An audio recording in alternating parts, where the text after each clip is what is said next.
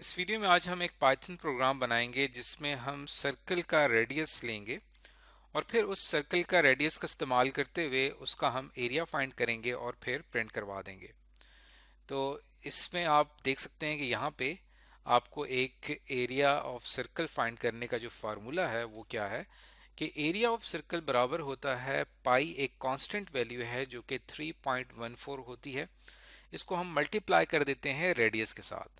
अब रेडियस क्या हुआ है, यहाँ पे आप देख सकते हैं कि सर्कल में का जो सेंटर है, इस सेंटर से लेके इसकी जो आउटर बाउंड्री है, इसके दरमियान का जो डिस्टेंस है, इसको यहाँ पे रेडियस आर से शो किया गया है।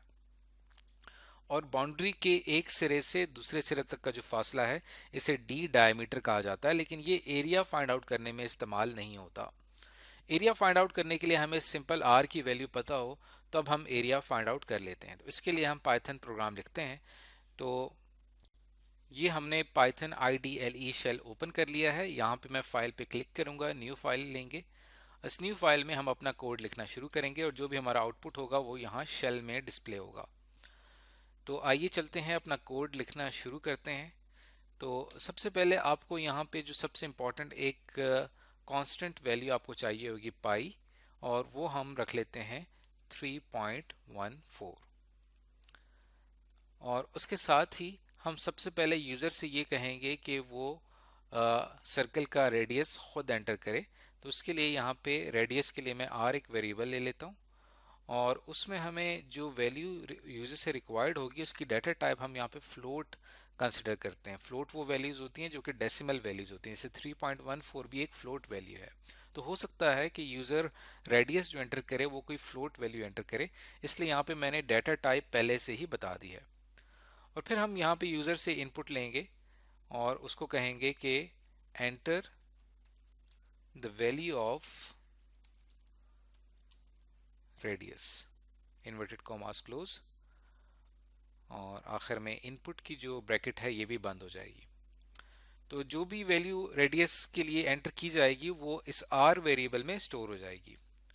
अब यहाँ पे नीचे हम एक फार्मूला अप्लाई करते हैं कि एरिया इज इक्वल्स टू, जैसा कि आपको इस फिगर में एक फार्मूला नज़र आ रहा है, pi multiply by r multiply by are.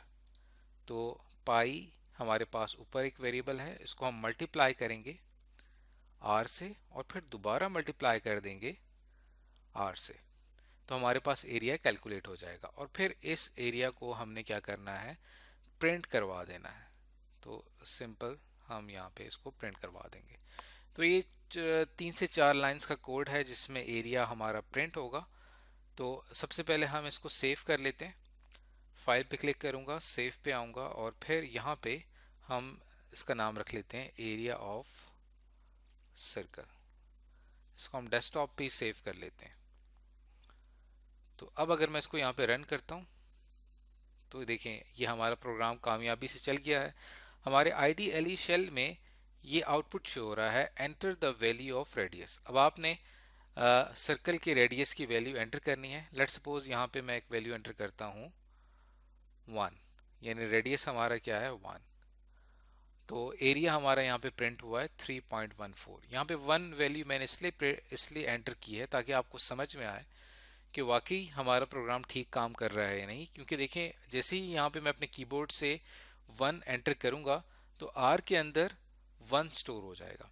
और अगर इस 1 को मैं यहाँ पे अपने इस फॉर्मूला में एंटर करूँ तो एरिया इज इक्वल टू पाई की वैल्यू देखें यहाँ पे है 3.14 मल्टीप्लाई बाय, उसके बाद आर की वैल्यू हमने 1 एंटर की थी तो आर में 1 स्टोर होगा, मल्टीप्लाई बाय 1। अगर हम इसको खुद मल्टीप्लाई करें तो 3.14 जब 1 से और 1 से मल्टीप्लाई होगा तो एरिया का जो आखिरी जवाब हमारे पास आएगा वो 3.14 ही होगा और हमारी आउटपुट स्क्रीन पे यही डिस्प्ले हो रहा है।